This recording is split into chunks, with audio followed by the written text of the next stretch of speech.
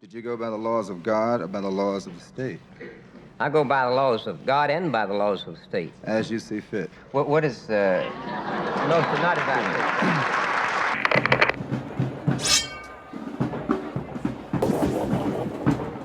All right, welcome back to the channel. Pointing out politics.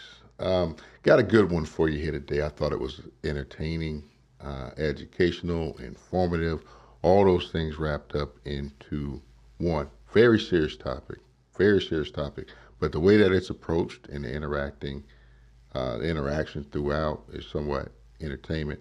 This is former governor of Georgia, Lester Maddox, in a debate/interview on the Dick Cavett Show with Jim Brown. Let's check this out. Governor, let me just ask you this right straight out. What do you understand racism to mean, or how would you define that, or segregation? Would you say you're a segregationist? Yes, and I believe, in my term, my definition of segregation is yes. And that is a segregationist is a person that loves his race enough, or other races enough, has enough of racial pride and integrity to want to preserve them. And I think a racist is one that doesn't care enough for his race or another race to where they don't care whether they're amalgamated or destroyed or not. Well, that was a pretty snazzy answer. When you really dive into it, it really almost doesn't make sense. It's I don't know. It's a show of words, I guess. It's just kind of like word soup. But I get what he's saying on the first part. It's the second part about what a racist is that doesn't really doesn't compute. Could I ask the governor a question? Yeah. Are you familiar with the black Muslims in this country? Not too familiar with them, no. Well, they practice black separatism. Well, that's the reason I'm not familiar with them. Good answer. Very good answer.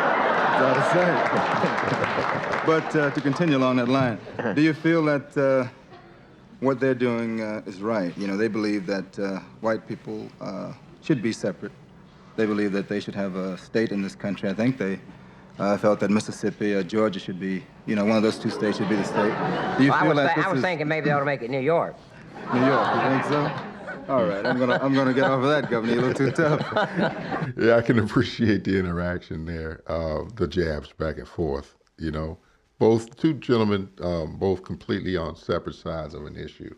Polar opposites, just far apart from each other. However, they can come together in a civil manner to discuss this. I like the way they interact.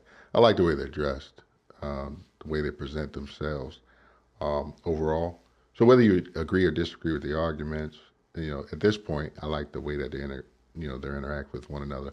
Before we go any further, I think one thing to note here is the terminology that's used. When you talk about segregation, desegregation, integration, segregation, separate and apart, races are forced to be apart, right? So integration and desegregation are not the same thing. When you desegregate, what you do is you remove the legal barriers that force people to be apart, like the white-only, black-only signs in public restrooms and bathrooms, laws against association, laws against marriage, things of that nature. The laws are forcing people to be apart. That's segregation, right? And then you have, when you desegregate, you remove those barriers, which would allow people to come together if they so choose. I think that's key. Listen for that in the discussion as it goes forward. Meanwhile, integration is the forcing and using the laws, the power of the law, to force people together. So one is, desegregation is removing the barriers that force people apart. Meanwhile, integration is using the law to force people together. I think what's key here is the force, by the force of law, forcing people into the same space. What if they don't want to be in the same space? Now, if they choose not to be in the same space, is that racist, or is it just their preference? So the rabbit hole gets deep, but just keep that in mind as this video progresses. That way you better understand the conversation being had. I think that forced racial segregation is criminal, and unconstitutional, and I think forced racial integration is criminal and unconstitutional. I think either one of them is cruel. You mean And that's the thing right there. They kind of move off from that, I think, later on, the bits and pieces that I saw. But it's the force that he's saying that he has a problem with. By social, force. you mean on a social level? Any level, where it's forced. Well, we do have like the laws. You mean when the laws are enforced, that if it involves integration, then it is wrong? If it forces people against their will, against denying them their choice, to Then you mean there separate or should to be- integrate. there should be an It'd be just exception. as wrong if the law would be just as wrong to force them to integrate as it would to be to force them to segregate. Well, don't you? If a country can finally get to the point of saying, well, you're going to hire this person, you're going to promote this person, you're going to serve this person, then the same country can come right around and tell you that you've got to work for that person, you've got to eat with that person, you've got to be served by that person. And this would be cruel and wrong, but so it is when it tells another person that you've got to do this. Now, he makes a valid point. You know, this thing is littered. The portions that I saw so far, they were littered with valid points.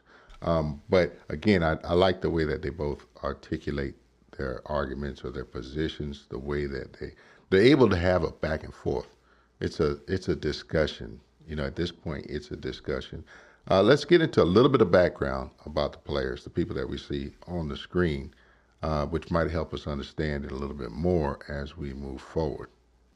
Now, on the left side of the screen, that's Lester Maddox. Lester Garfield Maddox Sr. He was born on September 30th, 1915, passed away June 25th, 2003. So he was an American politician, and he served as the 75th governor of Georgia from 1967 to 1971. So what was it that he was mostly known for? He was a populist Southern Democrat. Populist Southern Democrat. Maddox came to prominence as a staunch segregationist when he refused to serve African-American customers in his Atlanta restaurant called the Pickrick in violation of Civil Acts Right of 1964. He was soon after that elected governor in 1966, ineligible to run for a second consecutive term in 1970. He sought and won election as lieutenant governor instead, serving alongside his successor as governor, Jimmy Carter. Maddox later ran for president in 1976. Keep that in mind. Populist Democrat. All right. Now let's move over to the right-hand side of your screen, and that's Jim Brown. Jim Brown, James Nathaniel Brown, born February 17, 1936, passed away May 18th, 2023, was an American professional football player, civil rights activist, and actor. He played as a fullback for the Cleveland Browns in the NFL from 1957 to 1965. Well, the laws of the land tells us all what we have to do, basically. That doesn't make it right. Well, I agree with that, but Don't the Supreme Court goes outside the Constitution. That doesn't make the Supreme Court right, does it? Don't you believe to have an affluent society, we've all chose to live in a society together. Don't you believe that to preserve that society that we need laws of the land? That's why we have a society. And we cannot make exception to these laws just because a person happens to be black or white. Don't you We've believe got that? most of these laws because we don't abide by the laws of God, though. And so we try to go against the laws of God and against the laws of nature, and we say, well, you're inferior, and you're... Now, that's interesting. Jim Brown makes a valid point about the law. Law of the land is what he's talking about. not going to be able to meet with success in education or in your social life, even in your religious life, unless you do it with another race. And this teaches inferiority to me. As and it's governor- wrong, and it's criminal, and it's cruel to teach any one person that he is inferior to another race or his race is inferior. But as governor of... Now, it's weird the way this is going back and forth, because if you look at the way things are now, and a lot of the messages that you hear now, it's twisted, right? It's that right there. You know, I have to agree with that. It's wrong to teach somebody that they're inferior. Yet and still, if you fast forward to now, you have a culture of victimhood, a victimhood culture that is literally created by telling someone that they're inferior while simultaneously telling them that they're superior. It's the craziest thing. It's almost it's like saying somebody black tells is proud to say we come from kings and queens, right? And how the black man is stronger, faster, more intelligent. He's the better man, right? Okay. So, but if that's the case, how are you enslaved? Or why are you a quote unquote second class citizen, which would be the complaint as well? How is the white man doing something to you? It's so deep. But at the root of it, I agree wholeheartedly. When it comes to telling somebody that they're inferior, that's wrong. The state of Georgia, laws of God or by the laws of the state? I go by the laws of God and by the laws of the state. As you see fit. What is... No, sir, not as I I just want to ask the governor... That was crucial right there. That was a hard hit right there. When you say it's morally wrong, integration, I believe that's what you said, or it's I said based on forced segregation or forced integration, racial integration or forced racial segregation. They're both morally wrong, cruel, and they're in violation of the United States Constitution, which is the law of the land, not the Supreme Court ruling that denies the Constitution. I assume you know Dr. Billy Graham.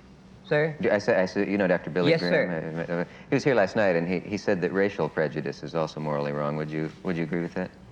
Oh, yes, sir. I think racial prejudice is wrong. Yes, sir. We have more, our government's probably practicing more prejudice today than ever practiced in all the land so far as between the black and whites. There was a quote that you made on the fight in Miami that Muhammad Ali participated in with Jerry Quarry. And, well, not in Miami, but in Atlanta. But black people always felt that Atlanta was the model city of the South because of its integration and because of the participation in economics of black people. And your statement on the day of the fight was something like this, that it's a dark day in Georgia because this fight is being put on. Now, the law of the land says that a man can participate in his particular profession unless he is in jail. I felt very happy that this fight took place in Atlanta. How did you feel about it? I felt very... Now, before he goes on, that's a great question. My personal thoughts on that is if somebody's going to jail, if somebody is going to pay for a crime, you shouldn't try to handicap them financially as well. That's double jeopardy. It's being punished twice for the same offense.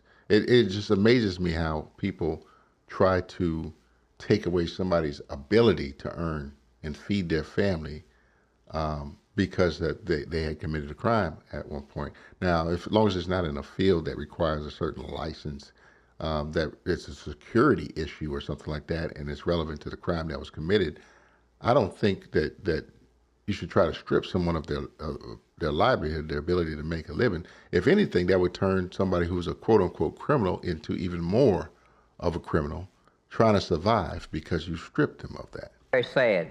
And why was that? Here's a man that has said, well, here I want to fight in the ring for money, but I won't even wear the uniform of my country. He says that I can't do this, but in other words, I'm going to act different from these other people who stand up for their country and put on the uniform. Had they not fought for this country, if they were not even fighting today and wearing this uniform, that he could not even get in a ring and fight and be a free man to fight. But isn't it true? So he's helping to tear down this country with this philosophy, with this belief. Suppose every American, Mr. Brown, suppose every American had decided that they were not going to put on the uniform of their country and not fight for it. Now, see, that's an excellent point. I understand what he's saying, but however, this is where I disagree with what's being said. One, boxing and the uniform, two totally different things. Two, if you're convicted of the crime and you do the time or you receive whatever punishment under the law, then I don't believe that the fact that you're a boxer and you're moving forward with your career has anything to do with that. And three, this was the Vietnam War. This wasn't about defending this country. And I know there's different opinions about it, and he's partially correct. However, he stated it almost as if it was, more like a World War II or defending the homeland against a foreign invader or something like this. Vietnam was highly politicized. There was reasons for that, and one could even say that maybe we shouldn't have been there unless we were going to win it and structure it afterwards. But we had a bunch of young men being sent off into war with their hands tied behind their backs. Not a pretty situation. So I get what he's saying. However, I'm torn on that one. What say you? We wouldn't have a United States of America, and I couldn't be on your show, and you probably wouldn't even have a show Isn't tonight. it true? If everybody had that attitude, and I don't like it, and I don't care whether you like it, don't care who don't like it. No, that's sensationalism. This guy, you see, he's doing most of the talking, so he's trying to take over. And then Jim Brown's more laid back. I like the way he's just calm, smooth, cool, calm, and collected, like a gentle giant right there. And I like the way that Dick Cavett is actually letting the participants speak rather than dominating the conversation like you see a lot nowadays. The host has more opinions and does more speaking than the guests do. I did serve my time, which, of course, I was a little before Muhammad Ali, and I was not maybe as intelligent as he is, because he was the first individual, I think, in this country that came out and said he had nothing against the Viet Cong. I think there were two other politicians in the country that made a very similar statement later. The late Bobby Kennedy came back from Vietnam and basically said the same thing. At the time, it was not a popular stand to make, but today it is a very popular stand. In fact, we have a lieutenant that's on trial now for certain things that happened in Vietnam. But I am saying that this man followed the law of the land. He made his stand. He has been fighting through the courts. He has gone to the higher courts, and he will go to jail if he is proven guilty. Well, I hope he does. Yeah, he nailed it. I mean, he nailed it. Jim Brown is absolutely right right there, which is why I feel the way I feel about stripping somebody of their ability to earn an income. So I hope, because I think he's guilty of treason. Can I finish? Don't you feel that whenever a man goes through the courts, that he is abiding by the laws of the land, and that man who is willing to stand up with that decision is a brave man, regardless of what his beliefs might be? I know a lot of Southerners who, really like black people. And, they portray themselves as being really segregationists and that they hate black people and so forth.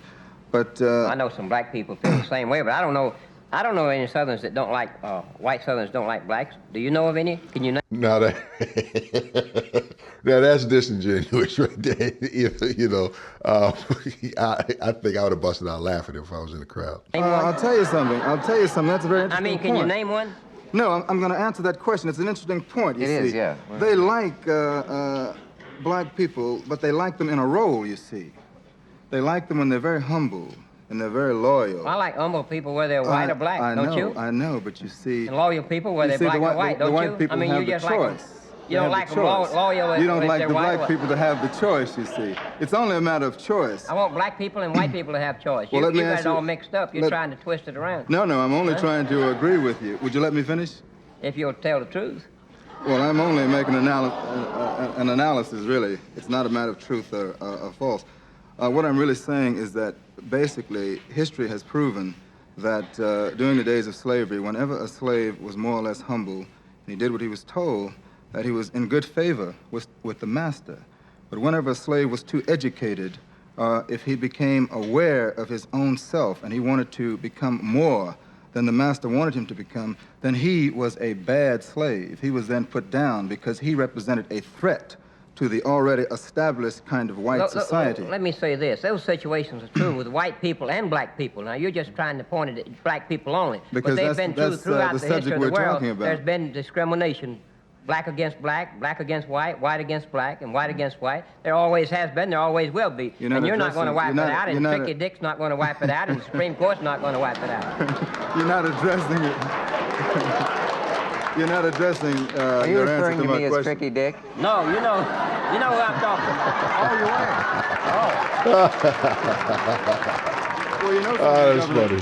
Believe it or not, I don't think that integration should be the number one thrust of our civil rights leaders anyway, because I think what we're really talking about in this country is economic development of black people. Because I've found Economic development of all people. well, we're talking about underprivileged How come just people. black people? How We're come you don't want to do it for well, black people? How come you don't want to do it for white people? I'll tell you why. Huh? I'll tell How you come you why. don't do it? Isn't that the eternal debate, though? Isn't that eternal debate? And you can see it from so many different sides. You know, Jim Brown's coming from his position, the economic development of black people. That's his concern. That's his primary concern. That's what he's concerned about, and it's a valid concern. However, it's being countered by the governor, saying, "Well, what about all people?" It's kind of like Black Lives Matter, White Lives Matter.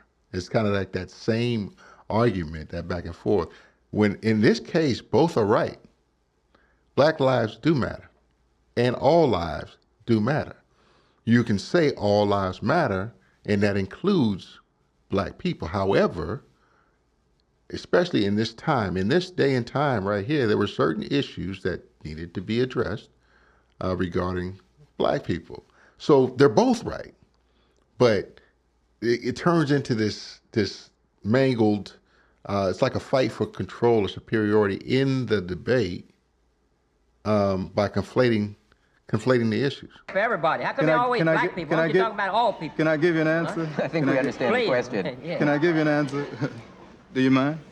Oh, go ahead. If you're ready, I'll give you time. Okay, Governor. What I'm really saying is that there are some people that have suffered in this country, poor people generally, but let's say that we have various ethnic groups in this country that have attained a certain kind of equality. Black people are more or less, along with the Indians, on the last rung of the ladder. Can I finish, Governor? Boy. Can I finish? Okay, do you mind? The governor Now, said what I'm really fully. saying is that I feel that the way to bring about equality of black people in this system is What through about economic... equality of white people? Now, I Can I- won't interrupt you. You see, there goes that argument again. But when he said "fooey," it made me think about the cartoons I used to watch when I was a kid. It's almost comical, but that's literally the way people talked back then. Every time you keep calling black people. Well, What about equality of all people? If you interrupt me, Governor, I can't talk to you. Well, if you're just going to talk about black people, don't include all people. I try to include all people. You're just interested in the black. Why don't you tell these people that in Atlanta, Georgia, where you keep talking about the South, that the percentage-wise, more black people are professional business people, industrial Governor, leaders, more of them in our state house elected officials than any other state in the country. Can I interrupt you? Can I interrupt Be you? all right, sir. Go ahead. Okay. See, I'm not really here to fight with you. I'm only trying to have a discussion with you. I'm not going to And fight I'm with you either. and I'm but trying to use the I want you- technique. And it's funny because both of them are right. Both of them are off on some things. At least looking at it now, you would come to that conclusion. But think about what he said about Atlanta, though. When I was coming up, they called Atlanta the Black Mecca. That was the place to be. If you wanted to blow up, to succeed as a black man, Atlanta was where you were supposed to go. That was supposed to be the land of opportunity for black folks. So it's pretty interesting that he brings that up way back then. This is the conversation, that was the conversation throughout my life. Anyway, you have a governor here who is a segregationist. You would think that this state would be the most backward state, or one of the most backward states in the union when it comes to that. However, you'll find more successful black people, well-off black people in Atlanta than you'll find anywhere else in the country. So it's a really, really interesting dynamic. A lot of people out there, there's a lot of people out there watching you, and I want you to be fair about all people, not just black people. We got a lot of people in this country. I can understand that, but you do know I have a reputation, right? And I saw I don't you. know about it. I I'm saw not you. sure. I saw Tell you. me what your reputation is I saw you now. bring that state trooper back there, you know, behind the curtain. I know you brought him back there for a reason. But that's not my purpose tonight. Now, here you go trying That is here not you, my Well, purpose you let me tonight. tell you this. Would you like to join this conversation? No, I'm going to say this now. Would you like to join this conversation? I would like. Why is it coming let apart? me say this, Mr. Would you let Dick talk a little No, I've longer? got to say this. No, I'm going to let him talk See, right before now. I got on this before I got on this Because I got program, a you state wouldn't trooper talk, like would you? all the other governors in the country carry one, and they require it in the state governments that the governors have security personnel. didn't get him because so you I knew I carry was one here, of right? them. I didn't even know you would be here. It was a surprise when I came here tonight and found you would be here. Now that's hilarious. You telling me you're the governor of the state of Georgia and you have a security detail. You mean to tell me that you're going to go to a show for an interview and you don't know who's going to be there? Come on now. Let's be real. Wait. I've never traveled anywhere in the United States since I've been governor. No other governors travel without one security personnel. Some of them have 3 and 4. I carry one man as an aide, not as security. Governor Maddox, could Are I... you afraid because I came up here with an aide? I've forgotten what my voice sounds like. Could I would like to say... Governor, I don't want you to create the impression that you were trapped in any sense. That I mean, it's been known for some days that Mr. Brown is going to be here. We didn't actually trap you, did we, into coming in? Well, I want you to know that I didn't know he was going to be here, but it wouldn't make no difference because you invited me and I accepted the invitation. Yes. But he said something about I know his reputation. I don't know Jim Brown. Who is Jim Brown? Come on, man. Come on, man. You see, look at his face. He's got a smirk on his face because he know Jim Brown's looking up and to the left like, all right, okay, all right, touche. You know good and well who I am. And then, you look at the governor, you see that smirk on his face like a devilish little child. You know, this is a really cool back and forth. I like it. Let me introduce you. Okay, so that was the end of that clip. But wait, there's more. I found another clip which kind of carries on later on in that engagement. And the dynamic changes a little bit. And it's really interesting to watch how this plays out. Let's check that part out. Governor, what have you done for the blacks in your state? Well, they came to my office in the beginning and said what they wanted done. I said, well, I'm not going to make any decisions based on black people or white people or any other group. It's going to be based on what's best for this state. We've had more of them to visit with us in the governor's office and the governor's mansion and in all the history of the state. We've employed more of them in responsible positions, placed them on the selective service boards, on state constitutional boards, more than all the governors in the history of the state. And they've become a part of their government for the first time. Yeah, I was surprised. I did a lot of reading on you, and I found that you had appointed a great number of blacks to the to more than positions all that the they had governors never in the been history of the state. We do ours on the basis of who is best qualified, and it has nothing to do with their color. That's the reason I'm glad you've asked that question, because they've been all directed tonight similarly at trying to in the other direction. But I think we ought to, Dick, talk about the positive things more in this country. And what see, on the surface, that sounds, that sounds correct, he can't help but just the wording and stuff. And in that time, you can't isolate. I can't think of what sounds, kind of prejudiced with the way he's speaking. But there's just something there that just sounds prejudiced to me. But what he's talking about is merit, based on the basis of merit. Now, how you achieve that merit, the knowledge, skills, and abilities. That is in my mind, that is the core issue. How one obtains the knowledge, skills, the KSAs to merit that position in the first place. But overall, what he's saying, I can't really disagree with. we're doing. I know that when you were elected, a lot of people were just horrified, and they said that people in Atlanta, some of them stayed home from work and all, and didn't know quite what to do. And that then your administration has surprised a number of people in that sense that you have neither been a segregationist's dream, no, in one sense, I mean an extremist segregationist, nor the liberals' darling on the other hand, certainly. Well, we based our decision on people. Did you have in a the kind of state. change of heart The when you government came belongs into to all office, of them. or? None whatsoever. I've always based my decisions in business and in steel mills and factories and plants, wherever I've worked all along. And the only people that were surprised, Dick, were those that had been misinformed. The people that knew Lester Maddox, the people I had been associated with, and all my life knew that I would be fair and just to every citizen, regardless of whether he's from rural or black or white or urban, rich or poor. Governor, Now, before we move on, let's I think it's important to interject a little bit of the history here, because if you just watch this interview, you might not know some of the background. So let's take a look at some of the background information. Something else that the governor was famous for. Now, in 1944, Maddox, along with his wife Hattie Virginia, They used $400 in savings to open a combination grocery store and restaurant called Lester's Grill. So building on that success, the couple then bought property on Hemp Hill Avenue near the Georgia Institute of Technology campus to open up the Pickwick restaurant. It was a family affair. You know, it was him, his wife, his children also working with him. And it was that restaurant that also provided him with his first political forum. So he placed advertising there, which featured cartoon chickens in the Atlanta newspaper. Following the 1954 Brown versus Board of Education decision of the Supreme Court, of the United States Supreme Court, these restaurant ads began to feature the cartoon chickens commenting on political questions of the day. However, Maddox's refusal to adjust to changes following the passage of the Civil Rights Act of 1964 manifested itself when he filed a lawsuit to continue his segregationist policies.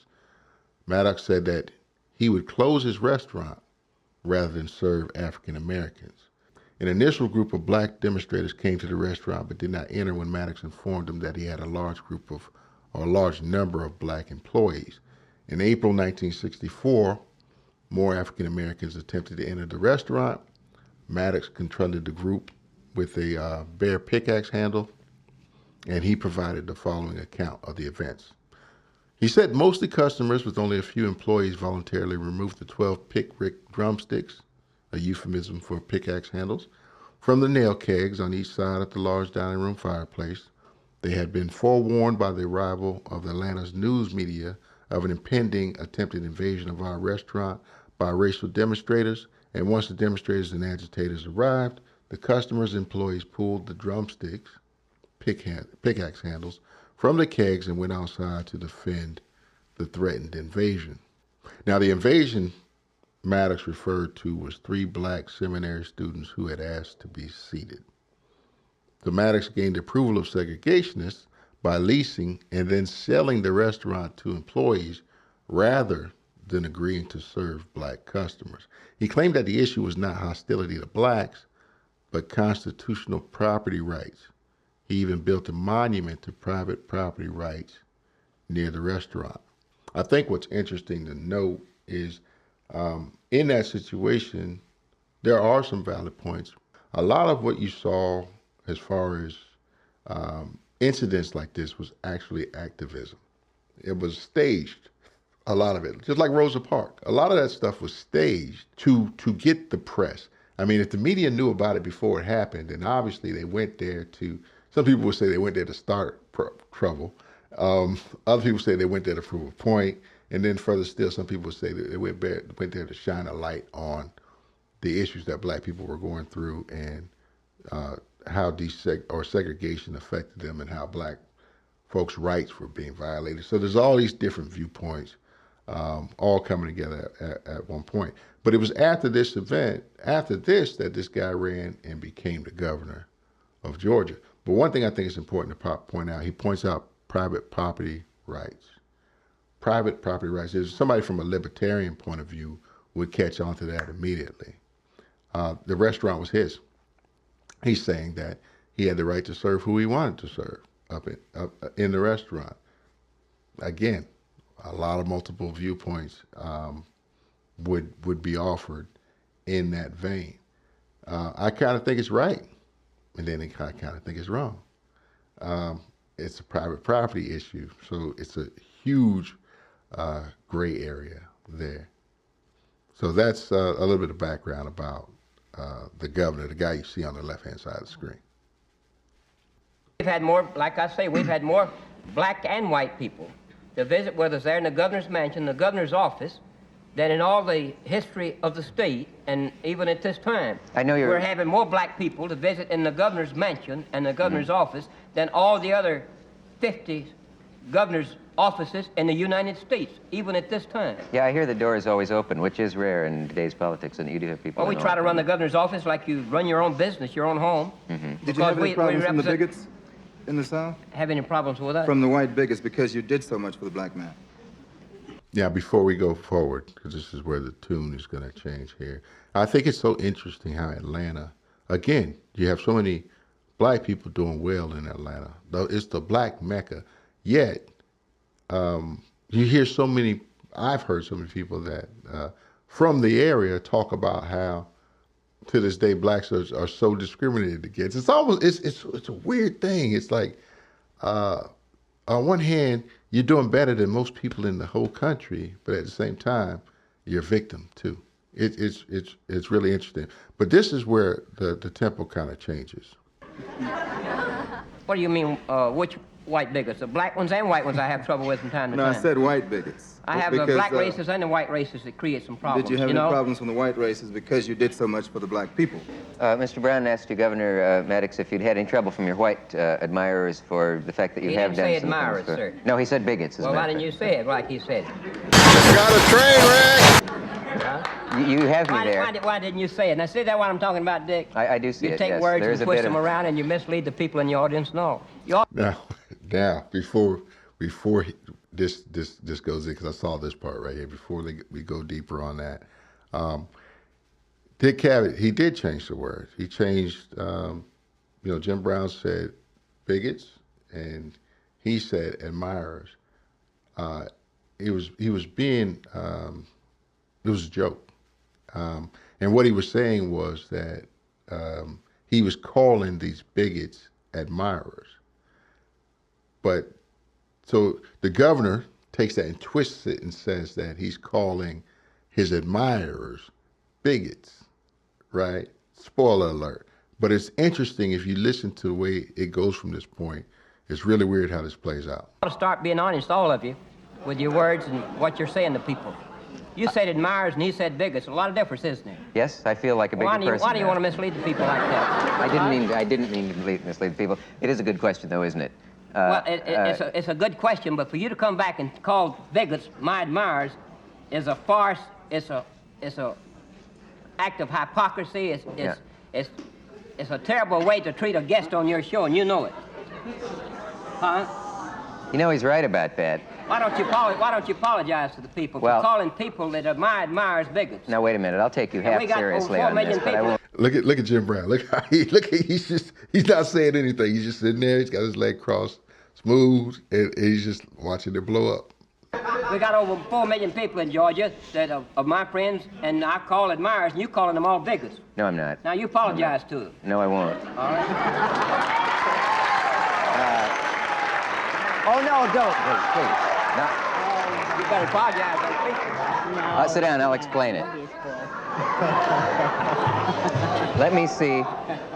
I'll answer his question when you apologize to people. Let me for see if I calling can friends of focus mine in on bigots. that. If, in fact, I have I called... got friends that are black and white and admirers, and they're none of them bigots. May I now answer? Yes, sir.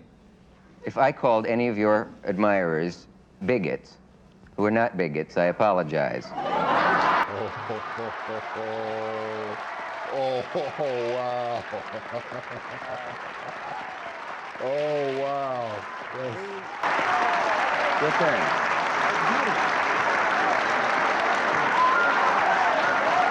Now let the governor answer. If I had to call it, I tell you, this older political shows, this stuff, these guys are playing checkers. Chess. They're playing chess. If you had to compare the two, back then in their conversation, their dialogue, their back and forth, they're playing chess as compared to modern political commentator shows like this. They're playing checkers. I mean, it's a different level. There's so much more going on mentally that's allowed to go on. I'm not saying that they're any more intelligent. I'm not saying that they're any more politically astute. None of that. What I'm saying is that you don't get to see this type of interplay nowadays. Not that the people aren't capable of it. It's just that the way the media is set up now, they crush this. So you don't really get to see any of the personalities of the people that are talking. Here you kind of see them as people. You understand all of their points, whether you agree or disagree, but you see them as humans rather than just the enemy. I wouldn't accept that on representing the people of Georgia under any circumstance. You're saying that some of them are bigots. If Well, you can't be fair, if you can't no, be decent, you don't belong on television. I don't belong here with you. I hope you'll stay. I don't... I know there are white Well, bigots why don't and you there are black apologize to people bigots. of And Georgia, those friends of mine, for calling them bigots? I think I Now, made either you do it, clear I'm I- going to leave now, Dick. Which one you want? Wait a minute. Please don't leave. Well, you I'd like to apologize ask- to people of Georgia. And he owes them an apology, too. The only biggest that I know. Oh, wait. So how does Jim Brown owe him an apology too? He's been quiet the whole time. He was just sitting there quiet with his leg crossed, hands clasped together, and somehow he owes an apology too. You wait a minute. I No, think- you wait a minute. You wait a minute. The only biggest that ever I've been involved with came out of New York, New Jersey. The white ones that came from New York, New Jersey, came down there and tried to destroy the South and tell the lies about what's going on in our part of the country, which is one of the leading parts of the country, moving forward in all areas today. Uh-huh. And the only biggest I've ever had to come in there were the white ones that came from your city and from New Jersey to try to wreck and destroy it. Now, Dick, I'm gonna give you 1 minute to apologize to the people you call bigots in Georgia. I'm gonna leave your show. Now, you do whatever you want to about No, it. wait a minute. What are the terms? Wait a minute. You got 1 minute to tell them that you don't call any Georgian a bigot. How much time do I have? Please. This is good stuff. And it's funny because they're laughing. You know, he's laughing, but he's serious too. He's trying to control this dialogue, this back and forth to the point. He's trying to force him to apologize. It's a power play. Governor, I find you most interesting. You're a most interesting man. There's something likable about you at your most outrageous moments. And What do you mean outrageous moments? I honestly don't know how seriously to take you at Now, this why are you moment talking because about outrageous moments? I don't think I have consciously offended anyone, and I didn't mean to. And if I have unconsciously offended anyone, then there's no need to apologize because it was an accident. Well, tell them that you've made a mistake then. I would say that I phrased the question in a way that was not exactly accurate in the sense that he did say bigots. Have any white bigots been upset because you have done certain things But for you the came blacks? back and said my admirers, and you haven't apologized yet, and you got 15 seconds. All right, now let me use those 15 seconds. I apologize for suggesting that a bigot would be the way of characterizing all of your admirers. No, Wow. Well, he stood his ground. I see three men, interacting. It is weird because they're all standing on their business, you know. Good night. Wait a minute. There's more time. Good night, sir.